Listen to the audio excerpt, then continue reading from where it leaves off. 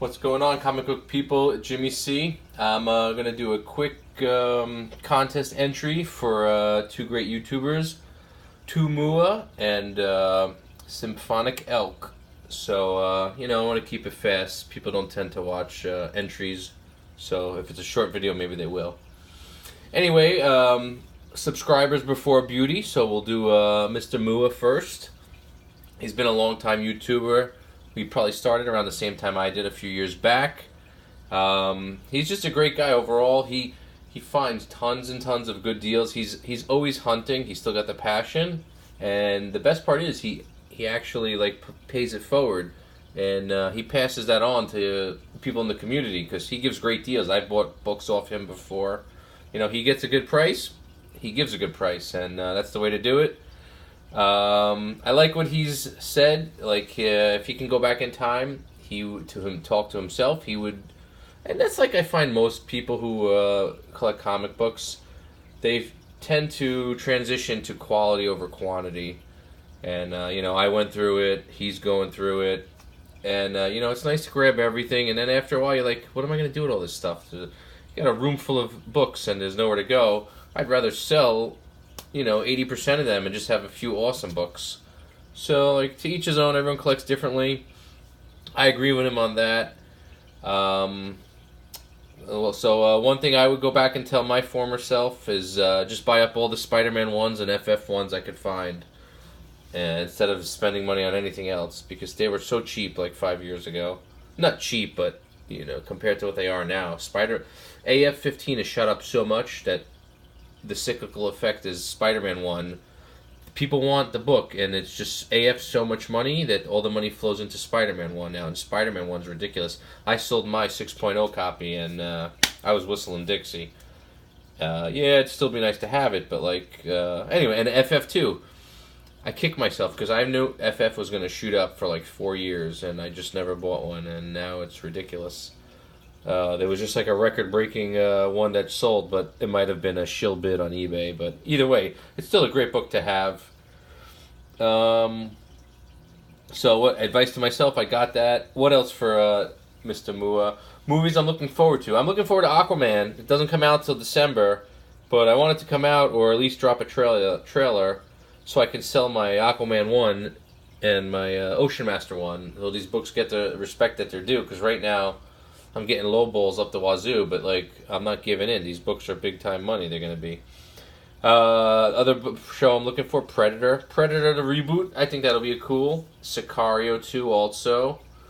A movie I think is gonna bomb is Rampage with The Rock. The video game with the gorilla and the lizard and the wolf. I don't know. I feel like The Rock is the present-day Samuel L. Jackson. This guy is just does he ever turn down a script? Does he really need money that bad? You don't have to do every movie out there. And that's really it. What am I looking at? Another book I would buy. Advice to myself: buy all the Spidey 300s, because they used to be 1,000. They used to be 9/8 used to be worth $1,000.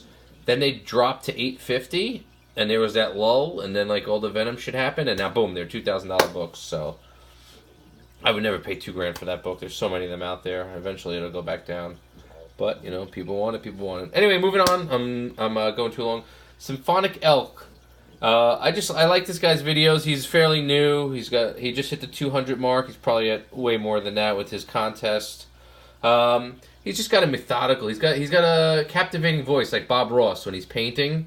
So it's calming to have a cup of coffee, watch a Symphonic Elk video, and you're good to go in the morning. It's a nice Sunday morning thing.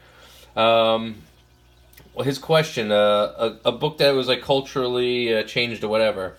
First thing I thought to mind, I don't have one anymore. X-Men '94. Sales were slumping, and they're like, what can we do?